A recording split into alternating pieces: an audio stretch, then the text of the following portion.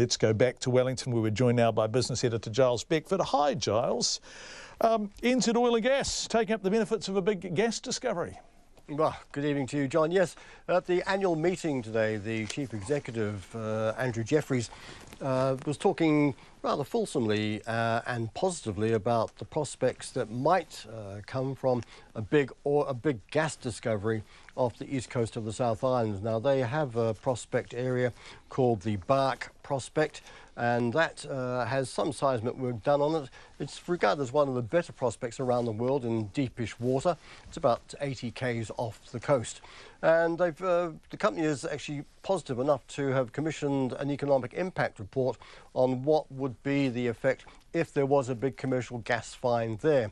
And they're talking about hundreds of millions of dollars for the local economy, billions of dollars of exports for New Zealand, lots of, thousands of jobs being created both in the construction and then the later operation of the company and of the field. And somewhat counterintuitively, they also suggest that in fact it would be environmentally good because it would mean that gas would replace coal in a lot of South Island industrial plants.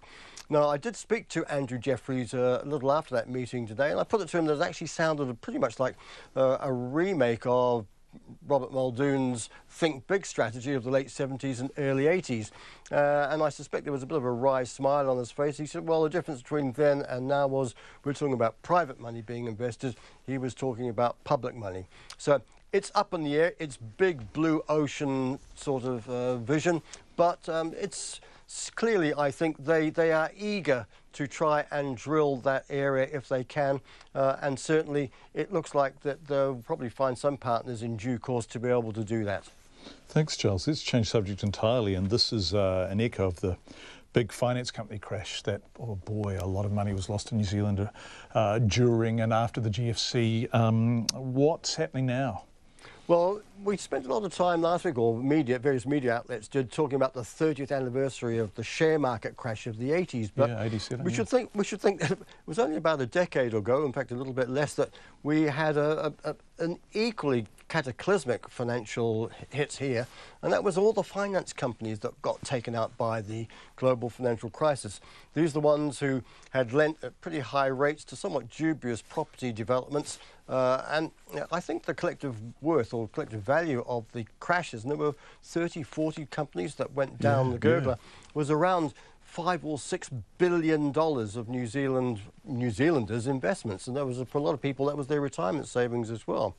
Well, one of the companies that was involved then was a company called Strategic Finance, and those with long memories will remember that Jock Hobbs, the former head of the late Jock Hobbs, I should say, of the rugby union, was a director of that company for a while.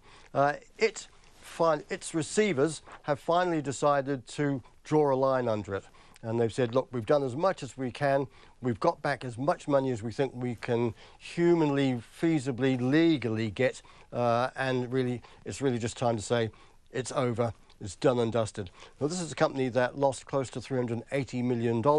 And of that, they've recovered around $70 million. So basically 20 cents in the dollar for the people who were invested there.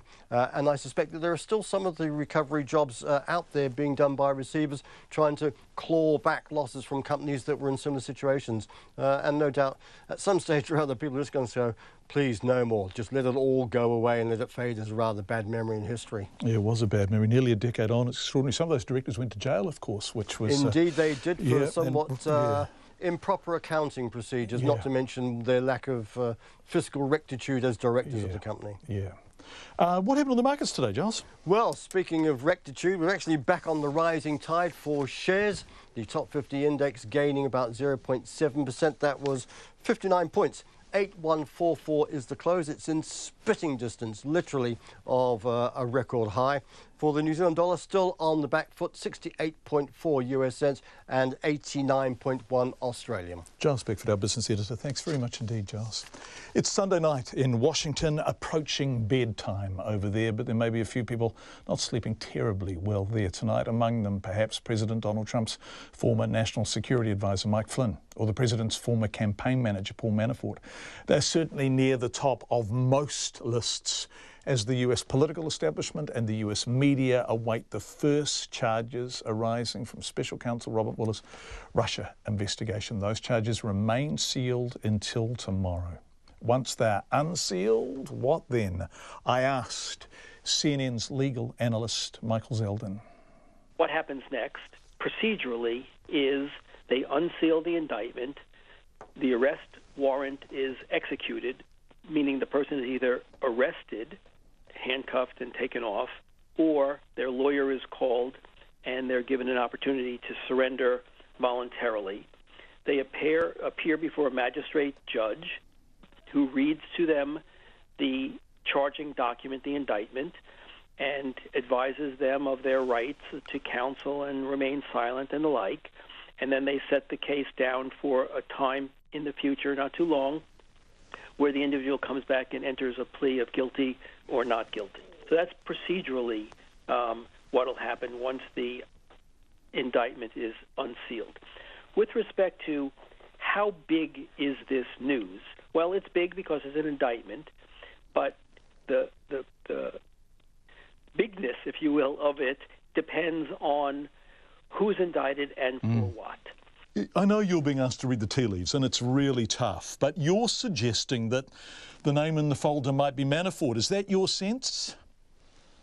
Well, no, I'm not suggesting that it may be Manafort. What I'm suggesting is that if you try to read tea leaves here, what you can remember is that the inquiry as to Manafort and his taxes and his representation of the Ukraine, as well as Flynn and his taxes and representation of Turkey, were cases that sort of began before Mueller took over as special counsel. So those cases were further along in the pipeline. And so one can speculate that because they were further along in the pipeline, they may be the first logical cases to reach the indictment stage. But that's all one can do. It might be completely different than that, but that's how people have come to think about Manafort and Flynn as possible first candidates for indictment. The fact that they've indicted somebody is a significant indication to everybody who is in the ecosystem of this investigation beyond notice that Mueller is a serious fellow who views evidence, and when he sees evidence of criminal wrongdoing, he has no hesitation to indict and charge people for that wrongdoing. So if anyone had the misimpression that this was not a serious investigation, then I think an indictment proves otherwise. You worked as a special assistant to him. This is extraordinary, when he was director of the FBI. And I worked for him. Just sorry to interrupt. I worked for him when he was the Assistant Attorney General in the Criminal Division of the United States Department of Justice. So that was a job that he held prior to the FBI, and that was the chief criminal prosecutor in the United States. And what's he like? Because I'm looking at Donald Trump's Twitter feed. I'm looking at the pressure on him to resile from actually really hitting home. And I'm thinking, by God, you must be a formidable kind of character. He must be tenacious, and he must be tough, and he must be grounded in something deeply ethical. That's all true. And I think he derives that from his service in the Marines to start. So he was a Marine, I think volunteered for the Marines, and in Vietnam, and then served in law enforcement ever since. So he is a self-contained, serious prosecutor. And I don't think that for a moment the political barbs that may be thrown at him, whether it be from the president or from Capitol Hill, matter to him one whit. He is a self-contained, serious prosecutor who was up against the President of the United States. Now, that's simplistic of me and almost a little bit glib, but the pressure being applied from the White House is quite extraordinary, isn't it?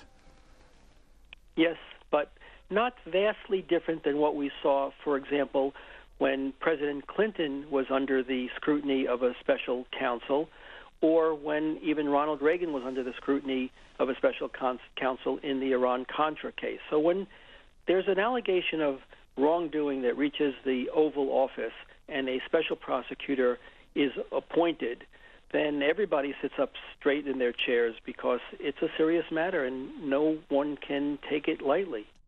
It's CNN's legal analyst Michael Zeldin.